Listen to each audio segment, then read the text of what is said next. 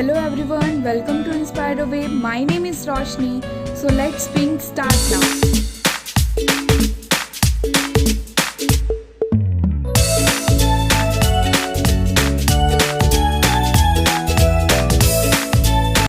वैसे तो राखी की बहुत सी कथाएं हैं, जिसमें दो कथा बहुत प्रचलित है।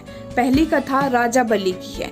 जब राजा बलि ने इंद्र से उनका सिंहासन छीन लिया था, तब खुद विष्णु भगवान बावन के रूप में राजा बलि के द्वार पे गए थे।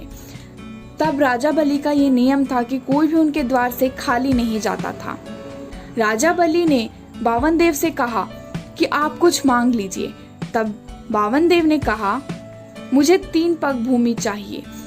राजा बलि ने कहा, 3 पग भूमि बहुत कम है, आपका आकार बहुत छोटा है, आप ज्यादा मांग लीजिए। तब बावन देव ने कहा, मात्र 3 पग भूमि चाहिए, उससे कुछ भी ज्यादा नहीं चाहिए, दे सकते हो तो बताओ। तब राजा बलि ने कहा, आप अपना 3 पग भूमि नाप लीजिए। जब नापने का टाइम आया तो बावन भगवान ने अपना आकार इतना बड़ा कर लिया कि 2 पग भूमि में पूरा ब्रह्मांड नाप लिया। तीसरे पग भूमि के लिए कुछ बचा ही नहीं था। तब राजा बलि ने कहा, मैंने आपको वचन दिया था, उस हिसाब से आप मुझे नाप लीजिए। तीसरे पग भूमि में बावन देव ने राजा बलि को नापा और उसके बदले में उनको एक लोक दिया। राजा बलि के मांग पे खुद विष्णु भगवान उस लोक के द्वारपाल बने। तब लक्ष्मी जी ने राजा बलि को राखी बांधी और उसके बदले में विष्णु जी को मांग लिया। दूसरी कथा कृष्ण जी और द्रौपदी की है। द्रौपदी ने कृष्ण जी को राखी बांधी थी और उसके बदले कृष्ण जी उनकी रक्षा किया करते थे। Now I would like to share a small story of Rakshabandhan. एक रागनी नाम की लड़की अपने भाइयों को हमेशा महंगी राखी बांधा करती थी।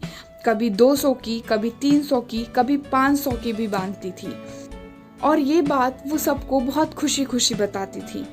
एक साल रागनी किसी रीज़न के वजह से अपने भाइयों को महंगी राखी नहीं बांध पाई। ये बात उसे बहुत बुरी लगी थी।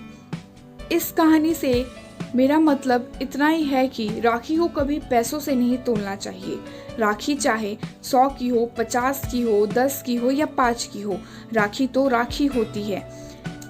कलावे को भी अगर भाव से बांध दिया जाए तो वो राखी का काम करता है। तो इस राखी कुछ नया करें। Boycott Chinese rakhis, respect every women, respect those people because of which we celebrate Rakhi and other festival with great security. So salute all armies, soldier of our country. Be safe, be stay, happy Raksha Bandhan to all. Thank you for watching.